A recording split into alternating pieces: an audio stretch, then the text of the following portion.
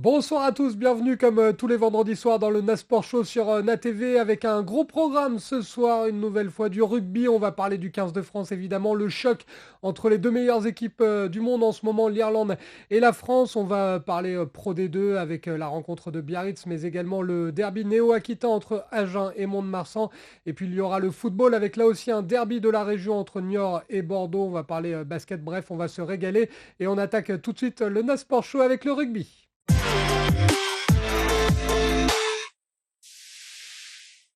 Et pour parler rugby, évidemment, on accueille notre consultant parce qu'il y a beaucoup de choses à dire aujourd'hui malgré l'absence de top 14.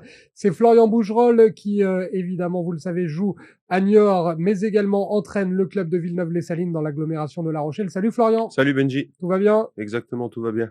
Chaud bouillant, je le sens, Florian, malgré le froid, ça doit pas être évident de s'entraîner en ce moment. Non, c'est pas évident, non, surtout à Niort, où il fait toujours plus froid qu'à la capitale. Donc, non, non, ouais, mais ça va, le froid, ça. Faut dégivrer les oreilles avec la Exactement, raclette avant d'entrer en mêlée. c'est ça. Bon, on va parler évidemment de la Pro D2, on va parler du 15 de France et puis on va s'intéresser également à un dossier qui est sorti cette semaine, c'est celui des centres de formation. On va en parler dans un instant. On va attaquer avec la 20e journée de Pro D2. Il y avait un match hier soir concernant les clubs de Nouvelle-Aquitaine. C'est le Biarritz Olympique qui était en déplacement du côté d'Oyonnax et malheureusement pour le BO, vous le voyez en image, Biarritz a subi la loi du réveil d'Oyo avec une victoire 42-17 du leader de la Pro D2 qui est resté sur deux défaites consécutives. Forcément, fallait s'attendre à un réveil à un moment donné d'Oyonnax. C'est tombé sur Biarritz et ça fait mal à la tête. Ouais, celle-ci, elle fait mal à la tête, ouais. Puis là, c'est pas un vendredi où on parle de pénalité à la fin ou d'un score super serré. Là, c'est net et précis, il y a pas photo. Et c'est vrai que moi, j'ai eu l'occasion de regarder le match. Bah, les avants de Yona, quand ils veulent mettre le pied sur l'accélérateur, je pense que rien, enfin, c'est sûr, hein, rien, rien ne peut les arrêter, hein. Ils leur ont mis des séquences de pick and go. Ils ont été bons en mêlée fermée. Et c'est un peu aussi grâce à eux que voilà que le score est si élevé. Mais ouais, ouais, ils ont vraiment appuyé sur l'accélérateur. Ils sont vraiment réveillés. Ouais. Tu parlais des avants, gros travail dans le combat, mais également gros travail à la finition parce qu'il y a le talonneur Benjamin Gélédan qui s'est offert un doublé, donc ils étaient au four au moulin les avants. Ouais, ils étaient au four au moulin, oui, ils ont fait une super partie sur, bah, ils se sont bien déplacés, sur les premiers contacts, les Biarros ont vachement subi, comme je dis sur les mêlées, les ballons portés aussi, donc ouais, ça a été très compliqué. Les Biarros, ils ont eu aussi 2 occasions en première mi-temps, dans les 22, adverses où, bah, ils se sont fait contrer par, les avants, d'Oyonnax, donc non, non, ils ont fait une super partie les avants. Le patron est de retour. Ouais, le patron est de retour, exactement. Ouais, c'est exactement ça, ouais. Je pense qu'il a remis les pendules à l'heure, le patron, là, ouais. C'est ça, Oyonnax a remis les pendules à l'heure. Biarritz, on le rappelle, était quatrième hein, avant cette journée, donc c'était un gros match et il n'y a pas eu photo. Victoire 42-17 d'Oyonnax. Concernant la Nouvelle-Aquitaine, il y a un match en cours qui a débuté à 19h30, c'est celui qui oppose Angoulême à Massy. Et puis à 21h, dans quelques minutes maintenant, il y a un derby néo-aquitain. D'un côté, l'ESU Agen, de l'autre, le stade Montois. Là aussi, gros match, hein, Florian puisque Agen est troisième du classement, Mont-de-Marsan est deuxième, donc là ça joue le podium. Ouais, ça va être un gros match parce que c'est 2 équipes qui aiment bien jouer au ballon, c'est 2 équipes qui ont des super joueurs à tous les postes, donc ça va être un super match dans l'engagement, dans le rugby. Je pense qu'on va avoir du beau rugby aussi, donc et puis toute la semaine, les Agenais, je pense qu'ils attendent, de pied ferme ce match. Toute la semaine, je regardais en conférence de presse quand ils attendent ce match avec impatience. Je pense que Armandie va être plein, donc ouais, ça va être un super match. Et le Stade Montois attend aussi sa revanche avec impatience, puisqu'on le rappelle, à l'aller, c'est Agen qui s'était imposé. D'ailleurs, tu parlais des conférences de presse. Le pilier gauche, Hans Lombard-Buré, a déclaré on les avait pris au bon moment en début de saison, ils n'étaient pas fameux. Là, ils viennent de perdre en plus à la maison contre Provence Rugby. Ils vont arriver le couteau entre les dents. On va recevoir 3 fois lors des 4 prochains matchs.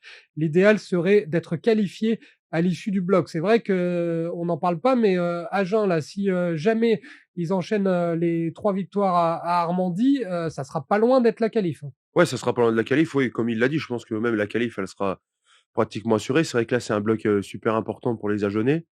Il faut que voilà, il faut, déjà pas perdre à domicile et puis il faut confirmer aussi, voilà, cette période, qui a été un peu mieux pour les Agenais, donc c'est sûr que sur la confirmation et à domicile, les Agenais n'ont pas le droit à l'erreur, ouais. Anse Lombard-Buré, c'est pas terrible ça, il faudra un autre pilier gauche. En tout cas, on va regarder la composition d'équipe avec, Florian. Évidemment, on plaisante parce que Florian est pilier gauche, mais la composition d'équipe du SU Agen, c'est plutôt pas mal. On en parlait à l'instant, pilier gauche, Lombard-Buré, avec, en première ligne, Sossene Feagai et Burin. La deuxième ligne avec, Maximi et Demotte, le capitaine. Il y aura, 3e ligne, Guéraud, Olmstedt et Devergy. À la charnière, c'est, là aussi, pétri de talent avec, Takuloa et Yanchis, avec, Etcheverry et également Railevou, ça va très vite sur, les ailes. Au centre, Ramoka, Garrigue et puis, l'expérimenté Jean-Marcelin Butin. Ça rappelle un petit peu, le Stade Toulousain ou le Stade Rochelais, au niveau du triangle. On parle souvent du triangle, arrière. C'est vrai que là, quand on a un triangle avec, Etcheverry, avec Railevou, avec, Butin, ça peut jouer au rugby là, hein, ça peut aller vite. Ouais, ça peut jouer au rugby, ça va vite, puis en plus, c'est des profils, ils ont des sur le triangle arrière, ils ont des profils différents. Ils ont des profils où, il y a, Tevita, Railevou qui est, plutôt un joueur explosif, qui aime, porter le ballon. Tu as un autre qui est plutôt sur, l'évitement. Tu as un autre, Jean-Marcelin Butin, le papa un peu à l'arrière, qui sait occuper, qui sait gérer les temps forts et les temps faibles. Donc ouais, c'est un triangle qui est super intéressant. Et puis les Agenais, ils ont trouvé ce juste milieu, je trouve, entre, la jeunesse et puis un peu, l'expérience, des anciens. Quand on voit que c'est Will Demotte qui est capitaine, voilà, Will, qui est passé, par des bons clubs, qui a toujours été, c'est un guerrier. Donc ouais, je pense que c'est un bon groupe. Ils ont trouvé le juste milieu et on le voit aussi, ça fait de quelque temps où, voilà, le staff se positionne sur, voilà, une équipe qui a marché et continue à les faire évoluer donc ensemble. Donc il y a comme ça que ça peut marcher, ouais. Alors ça va être une grosse opposition parce que c'est un derby, néo-aquitain, mais il y a quand même, beaucoup de changements dans la composition du Stade Montois. Vous allez le voir parce qu'il y a beaucoup d'absents. Je vous les donne, alors il y a les piliers, Matteo Lalanne, il y a, le Roumain, George Gagione qui est en sélection. Il y a Max Curie qui est touché à la hanche. Il y a le talonneur Romain Laterade qui est blessé à l'épaule. Il y a les deuxièmes lignes Cedaro, Ezar qui ne sont pas là. Il y a Ostrikov également qui est absent. Il y a le trois quarts centre Vakaya qui est blessé, tout comme Naituvi. Il y a Bento qui est pas là non plus. Bref, il y a Garo aussi qui est forfait. Il y a Lizena. Ça donne une composition d'équipe que vous voyez à l'écran avec une première ligne Bultel, Gonzalez et celui qui est presque imprononçable, c'est Makarashvili. Il y a Durand, Fortuan en deuxième ligne. Évidemment, en 8, Falafea avec à ses côtés Bretous et Ramos. Il y a Duplessis, Loustalo en charnière, ça c'est du classique. Il y a Razakou sur l'aile, Severs de l'autre. Au centre, Curtis et Even. Et puis Laos Aspiassou, évidemment, en numéro 15. Là aussi, malgré les. On voit qu'il y a quand même une grosse équipe au Stade Montois parce que j'ai cité un paquet d'absents, mais ça vaut quand même le coup d'œil au niveau de la composition. C'est une composition qui est pas mal quand même. Ouais, ouais, c'est une composition qui est très bien, ouais. C'est une composition qui est très bien et puis, voilà, même s'il y a beaucoup de blessés et d'absents, des joueurs en sélection, je pense que, voilà, les Montois ont trouvé aussi, je parlais des Agenais, le juste milieu, je pense que les Montois ont trouvé aussi le juste milieu sur, il y a certains postes, clés où, voilà, il y a des joueurs qui sont pas là, mais tu en as d'autres qui rentrent et après c'est un peu comme, voilà, hein, les week-ends, se suivent et se ressemblent, mais je pense que les jeunes ou même les anciens qui jouent pas beaucoup, là, ils ont l'occasion d'être dans le groupe et de jouer. Donc quand tu es dans le groupe et jouer, tu veux performer pour faire voir, à l'entraîneur aussi, au staff que voilà, les pendules sont remises à l'heure, qu'ils peuvent compter sur toi pour cette fin de saison. Donc c'est important, pour les Montois, ouais. Et je sais où sera Florian Bougerolles ce soir, dans son canapé, bien au chaud, 21h, Agen Mont-de-Marsan, le troisième contre le deuxième, tu peux pas le louper celui-là. Non, je peux pas le louper, non, ça c'est sûr.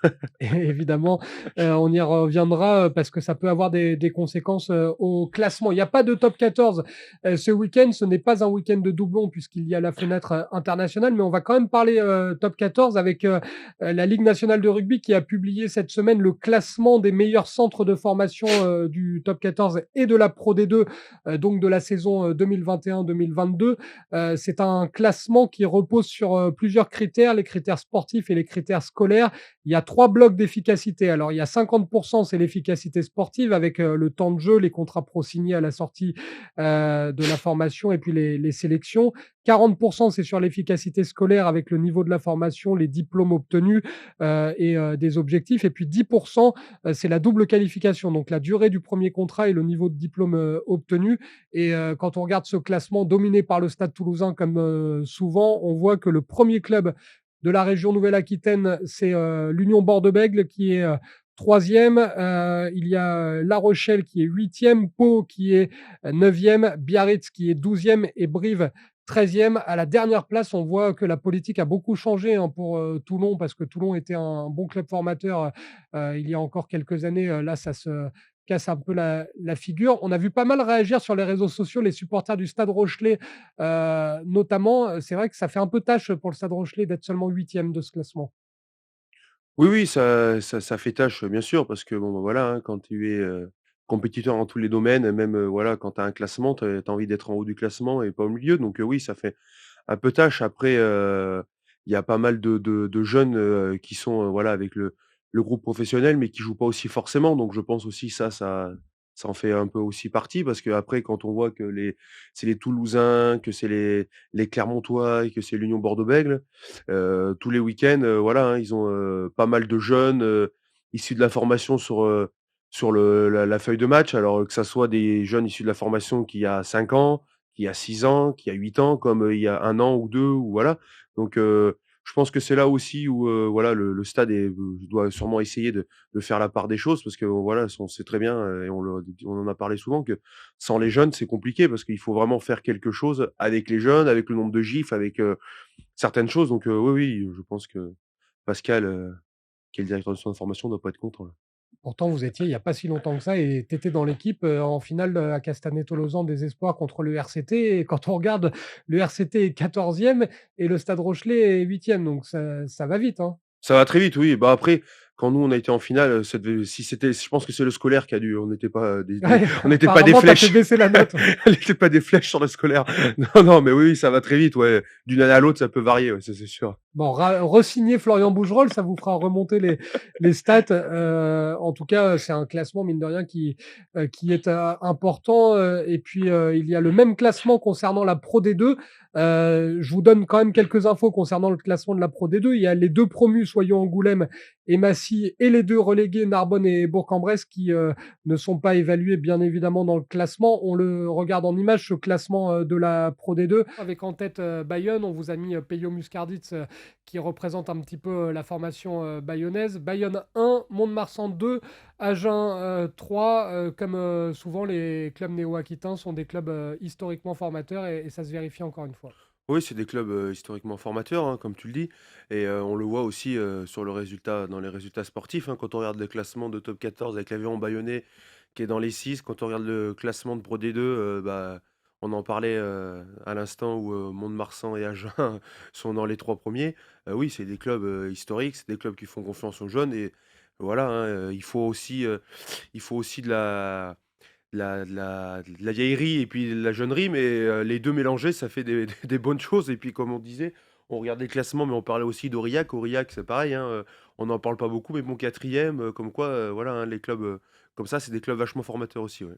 Et ce sont des clubs qui fournissent régulièrement du matériel pour le 15 de France, qui va jouer sa deuxième rencontre du tournoi Destination ce week-end. On va évidemment parler de ce match entre l'Irlande et la France, 15h15 demain, Irlande-France à 17h45. Il y aura demain Écosse-Pays de Galles, et puis dimanche à 16h le match entre l'Angleterre et l'Italie. On va évidemment débuter avec ce duel exceptionnel, hein. Celui-là, on va pas le rater. Florian, nos confrères du Midi Olympique qui titraient deux rois pour un monde, c'est totalement ça, hein. Ce sont, si on enlève un petit peu les Blacks qui ces derniers temps sont décevants, on a face à face les deux meilleures équipes du monde actuellement. On a les 2 meilleures équipes du monde, oui, ça, c'est sûr. C'est, 2 équipes, c'est 2 équipes qui sont complètes de partout. Autant il y a des équipes, voilà, il leur manque certaines choses, ou ça a travaillé, mais alors là, c'est 2 équipes qui sont complètes de partout, qui ont une grosse conquête, qui ont une belle touche, qui ont une belle défense, en attaque, sont dangereuses de partout. Donc ouais, ça va être un beau duel, samedi, ça, c'est sûr. Et puis, quand on voit, c'est pareil, hein, quand on voit la compo, donc la compo ne change pas, mais quand on voit, cette première ligne avec Baye, Marchand, Antonio, voilà, enfin, je pense que quand on regarde la première ligne, on sait ce qui se passe derrière, quoi. C'est la première ligne qui emmène tout, mais là, c'est encore une première ligne extraordinaire. Et on va en parler de cette composition d'équipe, Florian, la belle passe décisive du pilier gauche, magnifique, il sait tout faire, ce Florian Bougerolles, la compo avec le sélectionneur Fabien Galtier, qui n'a rien changé. Il a reconduit l'équipe qui avait battu l'Italie à Rome 29 à 24. Vous le voyez, un 15 identique avec en première ligne. Donc, Florian l'a dit, Baye, Marchand, Antonio. Donc, un représentant de la Nouvelle-Aquitaine, c'est notre Winnie l'ourson que l'on adore, Winnie Antonio le Rochelet. En deuxième ligne, Flamand avec Willem Zee. En troisième ligne, là aussi, un Rochelet, c'est Grégory Aldrit qui sera accompagné par son ami d'enfance Anthony Gelonche et par le grand Charles Olivon au poste de numéro 7. La charnière avec Romain Tamac et Antoine Dupont qui sera capitaine de ce 15 de France. Sur les ailes, du Mortier qui a une nouvelle fois la confiance du sélectionneur et Damien Penaud en 14. Au centre, Moefana, le Bordelot-Béglé, accompagné par Gaël Ficou. Et Thomas Ramos en 15. Il y avait une petite incertitude concernant justement le poste de numéro 15. Confiance renouvelée à Thomas Ramos. Les seuls ajustements faits par le staff, ça concerne le banc des finisseurs, avec malheureusement le Rochelet Thomas Lavaux qui sort, tout comme Nolan Le Garec, et puis François Cros qui fait son retour avec Baptiste Couillou. Sur le banc, il y a Reda Vardy concernant les joueurs de Nouvelle-Aquitaine. Et puis, il y a aussi Falatea et Mathieu Jalibert, les Bordelot-Béglé. Pourquoi aligner la même composition de départ? La réponse avec les explications de Fabien Galtier en conférence de presse d'avant-match. La performance d'abord. La performance qui est une victoire avec un bonus offensif dont les objectifs sont atteints. La cohérence aussi, puisque ça fait 3 semaines que l'on travaille avec ce 15 de départ. Donc la cohérence, c'est l'expérience collective à l'entraînement, c'est la recherche de l'homogénéité. À notre niveau, on a peu de temps, hein.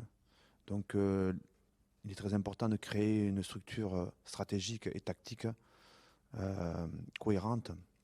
La confiance, bien sûr, la confiance que nous avons dans les joueurs, dans ce groupe de joueurs qui, depuis 3 ans,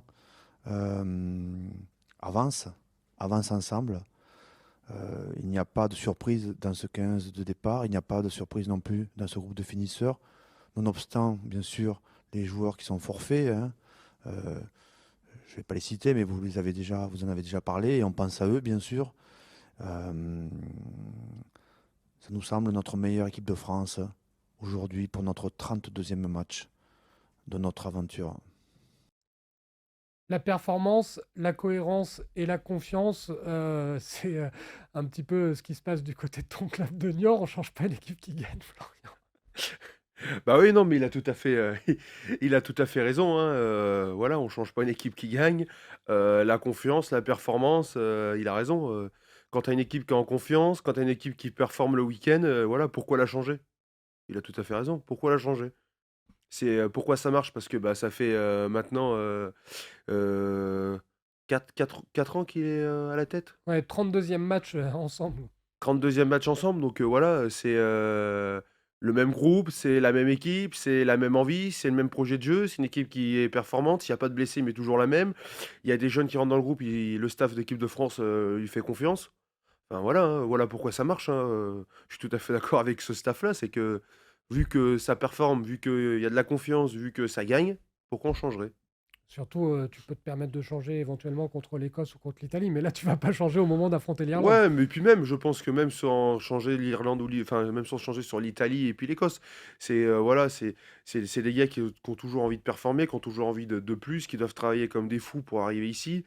Donc, voilà, c'est des garçons qui doivent être, toujours du travail, qui sont pas rassasiés, qui ont gagné qui avaient la coupe, qui la veulent encore, qui veulent, voilà, donc, non, non, c'est une preuve de confiance envers le groupe et envers les joueurs. Dumortier qui reste titulaire, c'est logique aussi parce qu'il a été très bon quand on a fait appel à lui face à l'Italie. Exactement, c'est logique aussi, c'est un jeune, il a été bon contre l'Italie, il le remet, c'est voilà, c'est de la confiance. Moi, je pense que voilà, il y a vraiment une preuve de confiance, le staff envers les joueurs envers le staff. Quand il y a des choses à dire, il faut se le dire. Et là, voilà, c'est une équipe, c'est un groupe qui performe, qui est performant, donc bah, on le laisse en place, voilà. Et Thomas Ramos, parfois il est critiqué, on n'en parle pas toujours, mais quelle carrière internationale aussi pour Thomas Ramos. Exactement, c'est un super joueur, hein. Alors oui, il est critiqué, ouais, c'est sûr, hein, et on peut jamais être, il y a toujours quelque chose à dire sur certains joueurs, sur tout le monde et on peut toujours critiquer, mais c'est un joueur qui est toujours là sur les ballons aériens, c'est un joueur qui est bon au pied, c'est un joueur en défense qui ne s'échappera pas. Voilà, hein, ça a été, un choix dur, je pense, vers le staff parce que, bah, Melvin Jaminet, c'est un peu pareil, hein, c'est 2 joueurs qui sont, performants. Mais voilà, c'est encore une preuve de confiance envers Thomas Ramos et les joueurs savent leur donner, au staff de l'équipe de France. Et évidemment, les supporters rochelais, eux, préféreraient voir notre ami Brice Dulin, mais il y a le choix du roi pour Fabien Galtier. Il y a le choix du roi aussi pour Andy Farrell, le sélectionneur irlandais qui lui aussi a donné sa composition d'équipe pour ce choc. Vous allez voir cette compo. On voit Andy Farrell à droite et on voit Papy fait de la résistance à gauche avec Johnny Sexton qui est toujours là. Il sera bien titulaire en poste de numéro 10. Il sera même capitaine. Il sera accompagné en charnière par Murray. Là aussi, on voit beaucoup de talent à tous les étages, hein, avec le 15 Keenan, avec sur les ailes Lowe et Hansen. Au centre, il y aura Ringrose et McCloskey. Franchement, c'est une grosse équipe. Et que dire de Johnny Sexton qui avait pris la succession de Ronan O'Gara et qui est toujours là malgré les cheveux grisonnants, toujours titulaire, toujours présent, toujours capitaine de son équipe. Ouais, je reviendrai sur la composition des Irlandais où, bah, on vient d'en parler, mais c'est un peu pareil, c'est une équipe, qui est en haut du classement mondial. Pourquoi? Bah, parce que c'est une équipe qui fait confiance, pratiquement au même groupe. C'est une équipe qui fait confiance au même groupe, c'est une équipe, voilà, qui aime jouer ensemble, qui est et du coup, c'est pour ça aussi que, voilà, ils sont en haut du classement mondial et c'est un peu comme l'équipe de France, hein, c'est une équipe qui se ressemble vachement. Et puis après, pour parler du papy, oui, le papy, comme tu le dis, il est toujours là, même s'il est blessé, il a envie toujours d'apporter et voilà, hein. C'est, heu, c'est le papy phare, en Irlande, ça c'est sûr, ouais. Et on espère, sans lui porter préjudice ni malheur, Qu'il nous fera qu'il pas trop de mal, ouais. fera comme en finale face au Stade Rochelais avec le Leinster qui disparaîtra rapidement parce Ouais. qu'on sait qu'il nous a fait mal dans l'histoire, hein. On se rappelle d'un drop notamment il n'y a pas si longtemps pour offrir la victoire à l'Irlande. On préfère quand il est absent, Johnny Sexton. Ouais, ouais, si, on préfère quand il est absent, mais je pense que les Irlandais se disent pareil d'Antoine Dupont, on préfère quand il quand il est absent aussi, donc ouais, il va y avoir, un bon match, dans les 23, ce samedi. Gros duel, effectivement, en perspective. Alors, que pense Fabien Galtier de cette équipe d'Irlande? Parce qu'on le sait, le sélectionneur, avec son staff, avec notamment Raphaël Ibanez, analyse toutes les équipes. Et vous allez écouter la réponse du sélectionneur en conférence de presse, réponse très précise de Fabien Galtier sur cette équipe d'Irlande. Bah déjà, dire que l'Irlande aujourd'hui, c'est l'équipe qui est classée numéro 1 au monde, ça veut dire que c'est la meilleure équipe au monde. Et il n'y a qu'une meilleure équipe au monde. Aujourd'hui, c'est l'Irlande. Et depuis cet été, c'est-à-dire que cet été, on est passé numéro 1 mondial au Japon, pendant qu'eux étaient en Irlande. Et lorsqu'ils ont battu les Blacks pour le troisième test, on a reculé à la deuxième place, ils nous sont passés devant. Et ils tiennent ce rang depuis maintenant le mois de juin. Et avant d'être numéro 1 mondial, il faut enchaîner les performances parce que on voit bien que même 14 victoires consécutives, ça ne te donne pas la première place mondiale. C'est une sorte d'algorithme qui est juste et qui fait que c'est l'Irlande qui est numéro 1 mondial. Donc à partir de là, quand on dit ça, on a tout dit. On va dire qu'il a pris la suite de Joe Smith, qui avait fait déjà de l'Irlande une grande nation du rugby mondial. Et il a su s'appuyer sur les forces de l'équipe irlandaise, c'est-à-dire un jeu offensif qui est millimétré, qui est signé Leinster, qui est signé leur capitaine Johnny Sexton. Quand vous voyez jouer le Leinster, vous voyez jouer l'équipe nationale d'Irlande. Sur le 15 de départ, il y a 9. Aujourd'hui, il y a 9 joueurs du Leinster. Je ne parle pas des finisseurs. Voilà, il y a cette patte offensive qui est reconnue par le monde du rugby comme quelque chose de remarquable. Donc ils ont cet atout-là. Et ils ont aussi les autres atouts qui font qu'ils sont numéro 1 mondial, c'est-à-dire des joueurs merveilleux, talentueux, et puis surtout un réservoir qu'ils arrivent à alimenter de manière régulière. Et des joueurs sortent, on a l'impression qu'ils seront durs à remplacer. Et d'autres joueurs prennent la place et et s'installe et continue à faire que cette équipe reste performante maintenant depuis le début du mandat de Joe Smith. C'est remarquable pour, en tout cas, la fédération irlandaise, sa structure avec ses 4 provinces majeures et ses académies qui sont portées par leur province. C'est remarquable, c'est magnifique. On peut que les féliciter, être admiratif de ce qu'ils font à l'heure actuelle. Fabien Galtier est donc en conférence de presse d'avant-match sur cette équipe d'Irlande. Là où il a tout résumé, c'est quand il dit on a beau avoir enchaîné une série de 14 victoires consécutives, ils sont toujours numéro un au classement mondial, les Irlandais. Ça montre la qualité de cette équipe. Ça montre la qualité de cette équipe, ouais, il l'a dit aussi, hein, c'est voilà, une équipe. C'est une équipe irlandaise, quand tu vois le Leicester et quand tu vois l'équipe irlandaise, c'est voilà, c'est le même jeu, c'est un peu pareil, ils ont les mêmes, je pense qu'ils ont les mêmes statuts, les mêmes, donc ouais, c'est une équipe qui est compliquée à jouer, c'est une équipe qui est complète, hein, il l'a dit partout, et encore une fois, c'est sûr que même quand tu enchaînes les matchs, eh ben, t'es deuxième mondial et eux ils sont premiers, donc elle n'est pas là pour rien cette équipe irlandaise.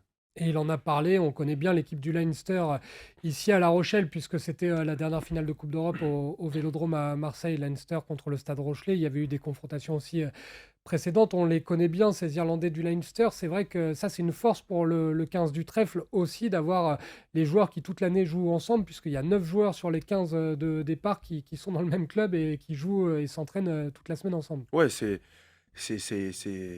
une valeur plus, c'est une valeur sûre, ça c'est sûr, hein, on le dit, hein, quand, voilà, tu as des joueurs qui jouent toute l'année ensemble, tu as des joueurs qui sont en confiance, voilà, il faut les garder, il faut les faire matcher ensemble. Il y a que comme ça que ça peut marcher aussi, hein. Une preuve de confiance envers le groupe et le staff, une preuve de confiance, les joueurs entre eux et après sur le terrain, ça peut que matcher.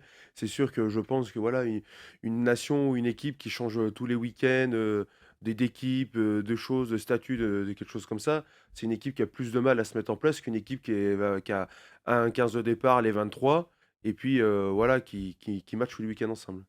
Et on l'a dit, toujours concernant ce match entre l'Irlande et la France, il y a 2 joueurs qui sortent du groupe, Le Garec et Thomas Lavaux. Tu connais bien Thomas Lavaux, c'est un ami. Je ne sais pas si tu l'as eu, mais il doit être un petit peu déçu, non, de sortir. Non, je l'ai pas eu, Thomas, je l'ai pas eu par message ou par téléphone cette semaine, mais oui, bah, bien sûr qu'il doit être déçu parce que Thomas, c'est un compétiteur. Après, voilà, hein, il est jeune et je sais très bien que Thomas, on va vite le revoir dans cette équipe de France parce que quand il aura sa chance, il donnera pas sa part au chien et puis il sera présent et il fera gratter la tête pardon, au staff de l'équipe de France, ça c'est sûr. Et je te posais la question parce que Fabien Galtier, comme toujours, a eu une petite pensée pour les joueurs qui sortent du groupe. On écoute le sélectionneur national, notamment sur Thomas Lavaux.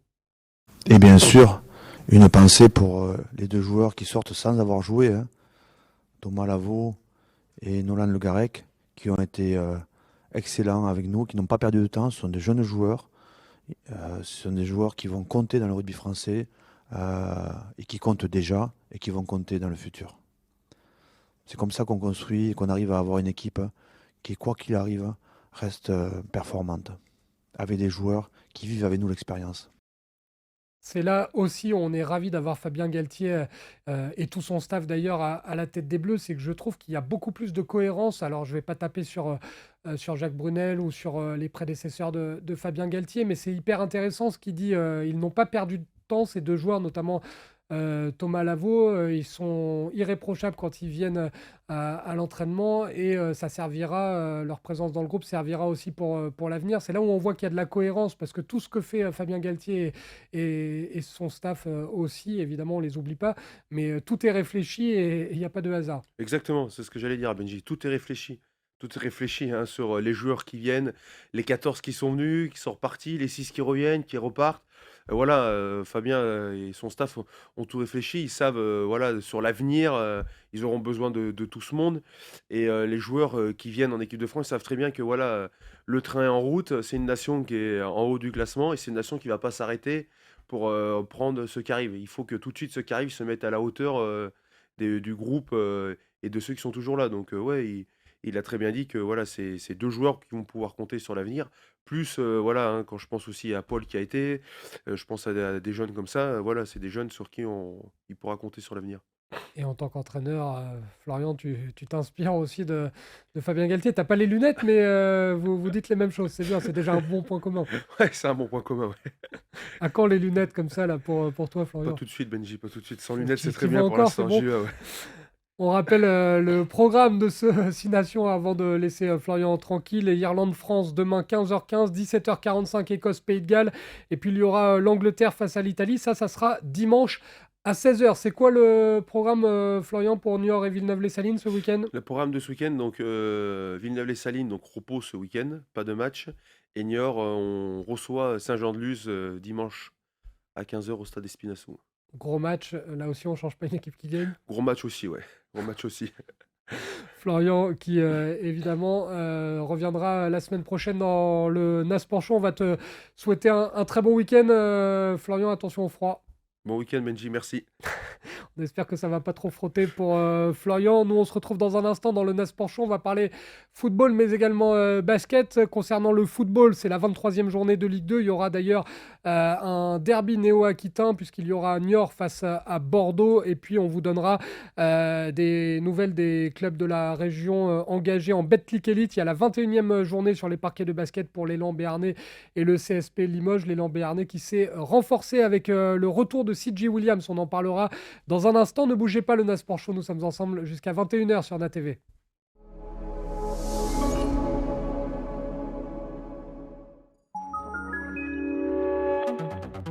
NATV, c'est toute l'actualité de Nouvelle-Aquitaine en temps réel sur le canal 30.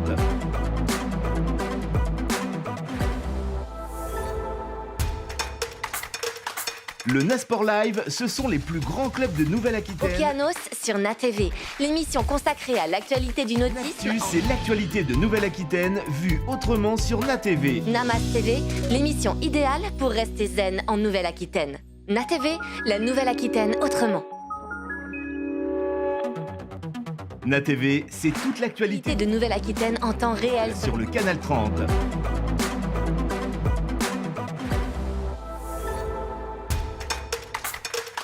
Le Nasport Live, ce sont les plus grands clubs de Nouvelle-Aquitaine. Okeanos sur NATV, l'émission consacrée à l'actualité du nautisme. C'est l'actualité de Nouvelle-Aquitaine vue autrement sur NATV. Namas TV, l'émission idéale pour rester zen en Nouvelle-Aquitaine. NATV, la Nouvelle-Aquitaine autrement. NATV, c'est toute l'actualité de Nouvelle-Aquitaine en temps réel sur le canal 30.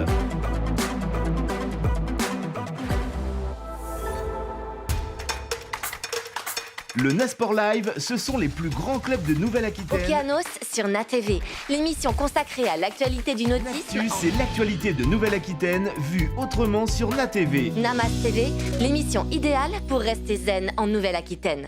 NATV, la Nouvelle-Aquitaine autrement. NATV, c'est toute l'actualité de Nouvelle-Aquitaine en temps réel sur le canal 30.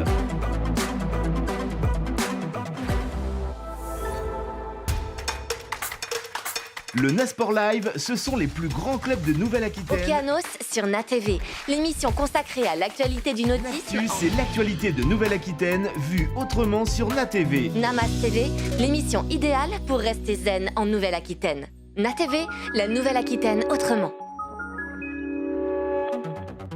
NATV, c'est toute l'actualité de Nouvelle-Aquitaine en temps réel sur le canal 30.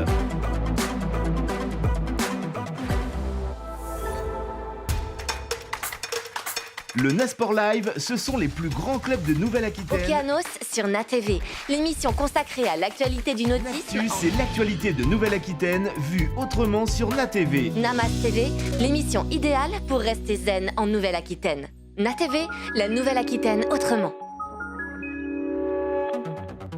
NATV, c'est toute l'actualité de Nouvelle-Aquitaine en temps réel sur le canal 30.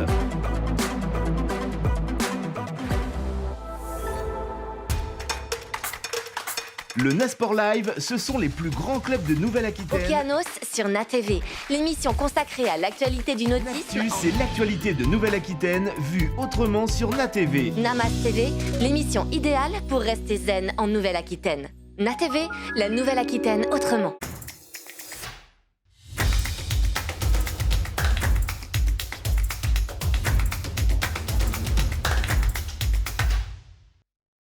De retour dans le Nasport Show, si vous aimez le sport et que vous habitez en Nouvelle-Aquitaine, vous êtes au bon endroit. On vient d'évoquer le rugby. Si vous avez manqué cette partie de l'émission avec le 15 de France qui joue face à l'Irlande en 6 nations, avec la Pro D2 ou encore notre dossier sur les centres de formation, vous allez sur nos replays, que ce soit sur le site na.media ou sur notre page YouTube. Et après le rugby, vous le savez, place au football.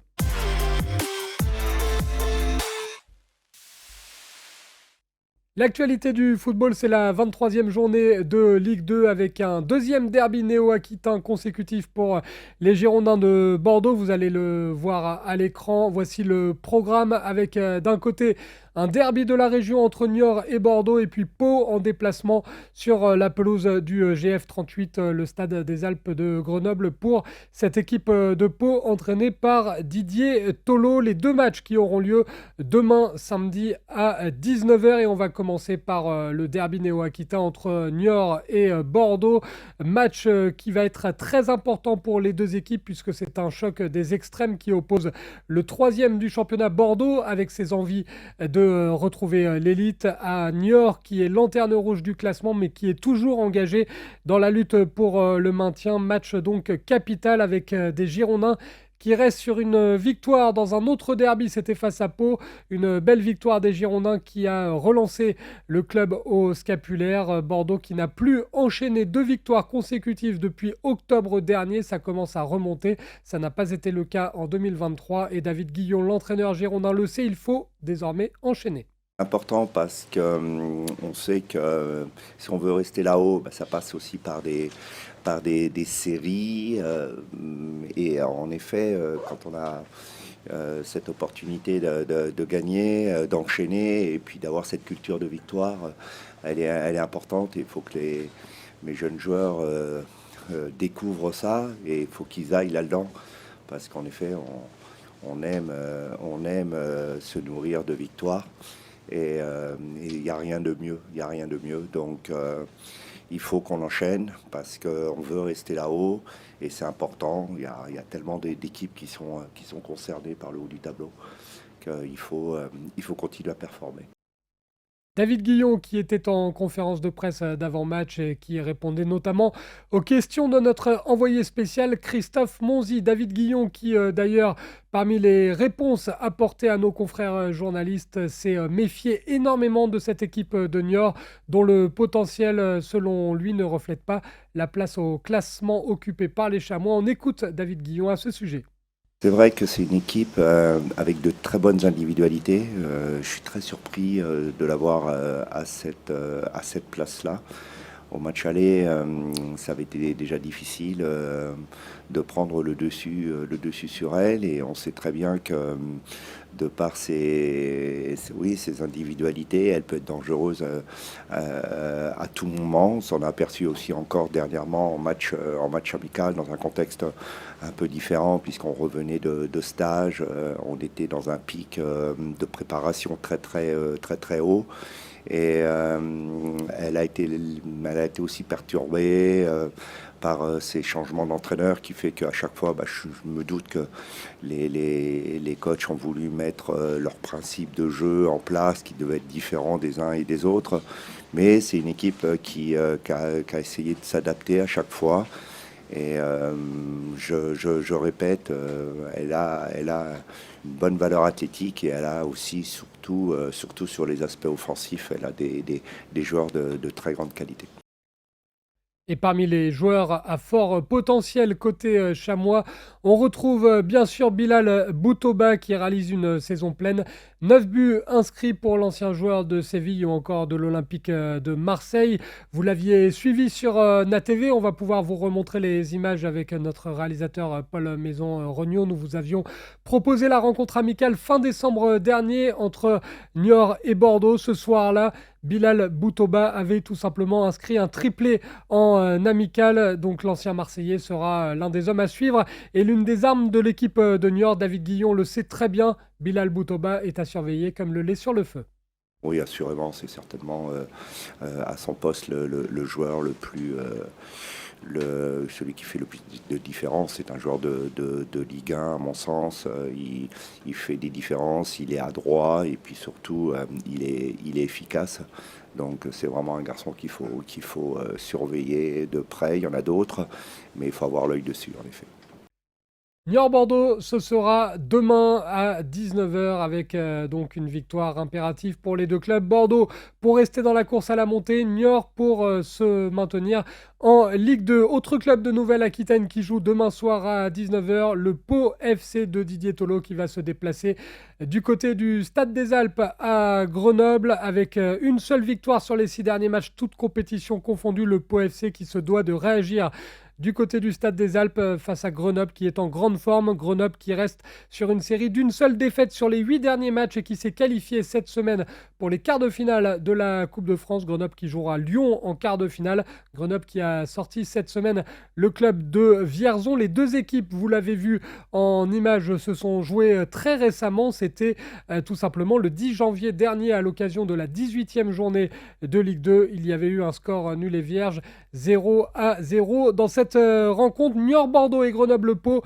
donc 2 matchs qui auront lieu demain à 19h et dont on vous reparlera lundi soir à 19h dans LFNA TV. C'est votre rendez-vous incontournable pour tout savoir du football néo-aquitain. Vous en avez l'habitude. Lundi soir 19h, LFNA TV. Après le football, on file maintenant sur les parquets de basket.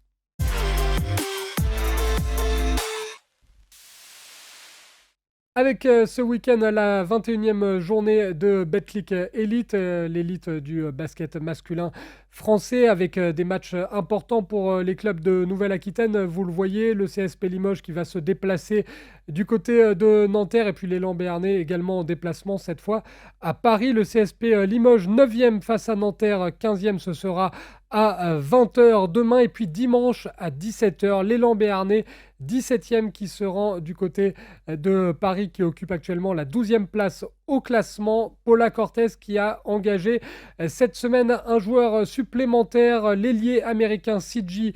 Williams. Vous allez voir la photo de C.J. Williams à l'arrivée du côté de Pau à l'aéroport avec les bagages bien remplis. Lui qui est déjà passé par l'élan Béarnais, c'est un comeback pour le joueur de 33 ans. Il avait joué lors de la saison 2020-2021 sous les couleurs de l'élan Béarnais. Il est également passé par la NBA. Il a joué 53 matchs aux Clippers de Los Angeles, mais également à Minnesota entre 2017 et 2019. Il évoluait récemment en Israël. Paula Cortez qui espère le qualifier pour le déplacement à Paris dimanche. On va surveiller tout ça. Et puis pour être tout à fait complet, on reste sur les parquets, mais cette fois, on file sur les parquets de handball.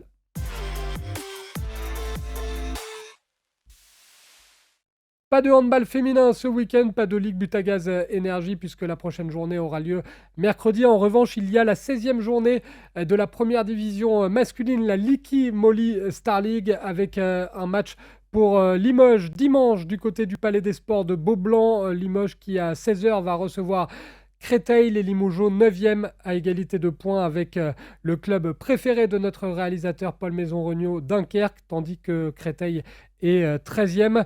Voilà pour l'actualité du handball. On sera à fond derrière Limoges, évidemment. Limoges-Créteil. Dimanche à 16h du côté de Beaublanc. Voilà pour le Nasport Show, c'est désormais terminé. Je remercie Paul Maison-Regnault à la réalisation de cette émission. Merci à vous pour votre fidélité. Vous êtes de plus en plus nombreux à suivre Nat TV et on vous en remercie. N'oubliez pas que cette émission est disponible en replay. Il y a plusieurs possibilités pour revoir le Nasport Show. Vous allez soit sur le site na.media à la rubrique replay, soit vous allez sur notre page YouTube. N'hésitez pas à commenter d'ailleurs cette émission. Et puis si vous aimez les sports mécaniques, dans un instant, juste après notre programme L'Interview du sport, on va vous proposer un long format consacré au rallye Aïl, le rallye Baja qui se passait en Arabie Saoudite. C'était la première manche de l'année 2023. Il y a notamment la star de la discipline, Nasser Al-Attiyah, qui a brillé. Vous allez voir si vous êtes fan de sport méca, ça vaut le coup. Restez avec nous sur NatTV. Pour les autres, je vous souhaite une très bonne soirée et un très bon week-end.